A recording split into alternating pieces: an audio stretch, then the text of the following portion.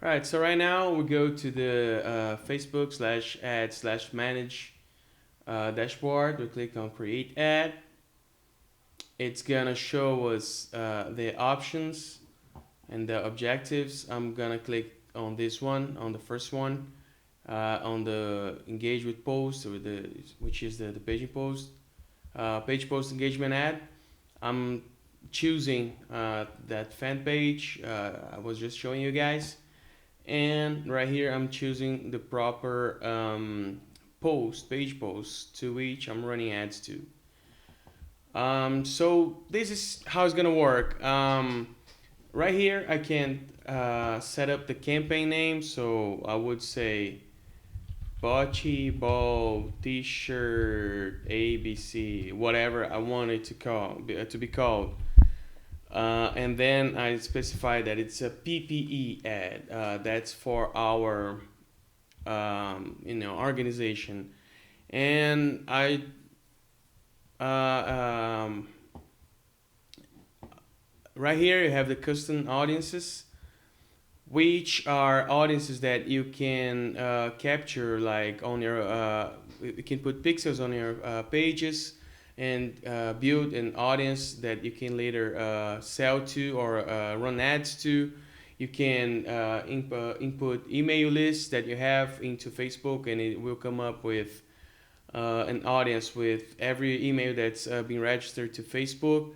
And I'm gonna be talking a little bit more about this later on, but I just want to keep on the ad itself.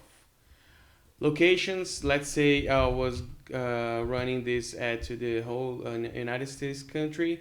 If I wanted to say run only to Texas, or maybe I wanted to uh, only target people who are from Erath, Louisiana, I could do stuff like that, and then the distance from the radius from the town or the city. So what I'm showing here, you have many options, and you can play with that later on. But on the beginning, I usually, just choose the whole country. Um, Age. Oh, and you can add more than one too, right? You can add like United States and Canada if you want to. Age groups, which can go from 13 to 65 plus. It's very niche dependent. I'll leave it to you guys because you know your niche better than anyone, right? The gender, men and women. Languages, you can like add Spanish here, and I would only run ads to people who live in the United States and Canada and have uh, said or told Facebook that they speak Spanish. All right, so this is where you start getting creative.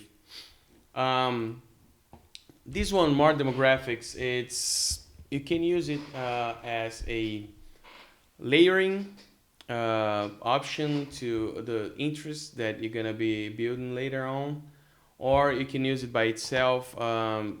It's a little more advanced, but it's nice to know. Some of them are really good to know actually, because right here you have relationship interested in, it's like in men or women. Right here you have the relationship status, married, engaged, on a relationship, stuff like that.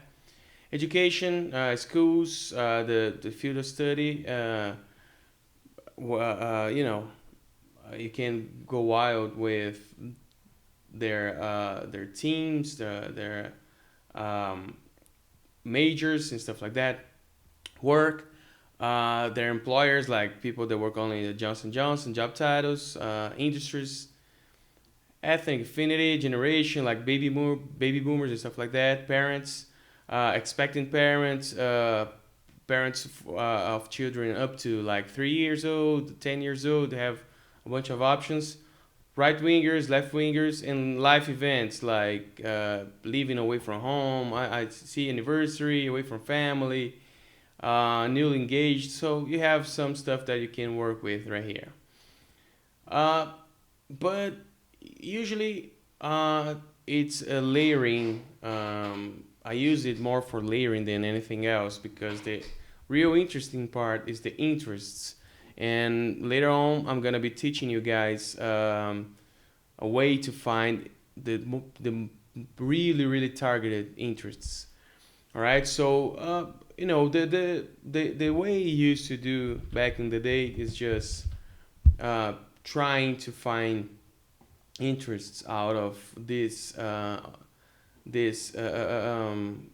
field right here. So you see, once I put in bocce ball, because that was what my page was about, if you remember, it told me that within Canada and United States, targeting men and women from 18 to 65, I have 40,000 people. It's not that much, but depending on what your product is, it could be very, you know, a very good number.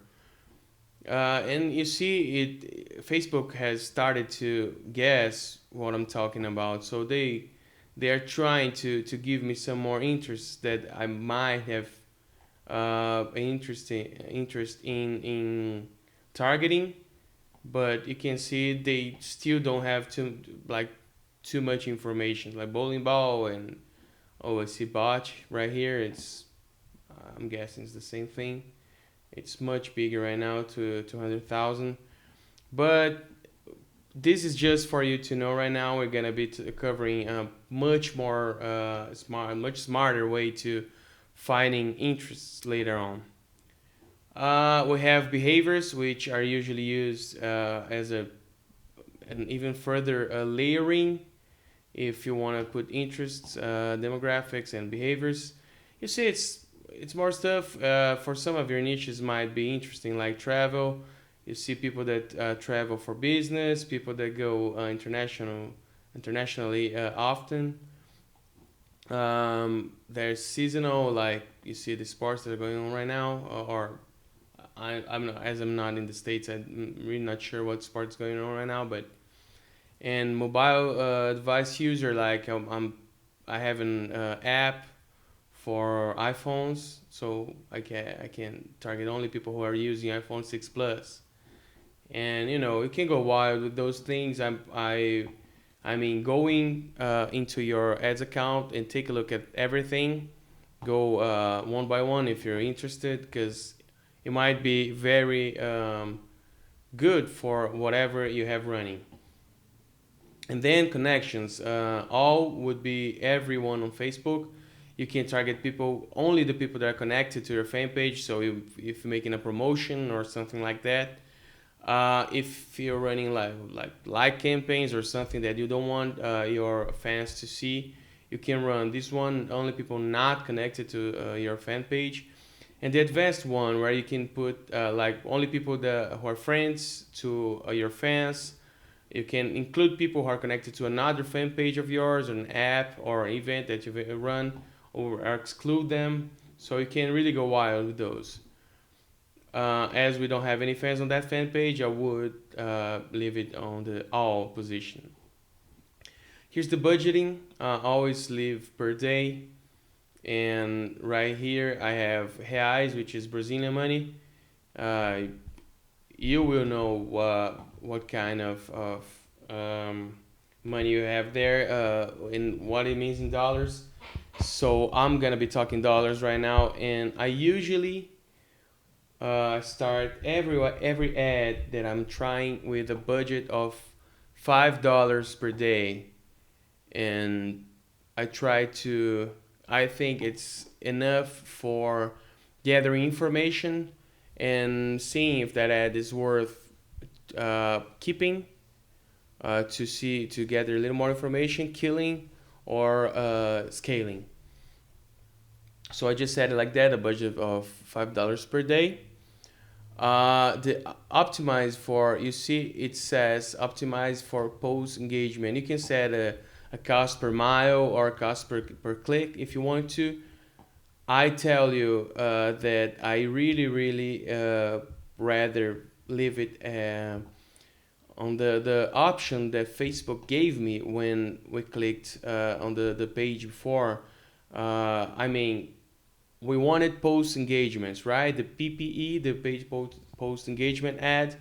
I'll let it optimize for page post engagements, because we're leveraging from Facebook information and their algorithm, that Facebook knows a lot about people, and that's what we're doing right here. So I say leave it there. If you want to try something out, nothing stops you, but from my experience, it's always better to leave for the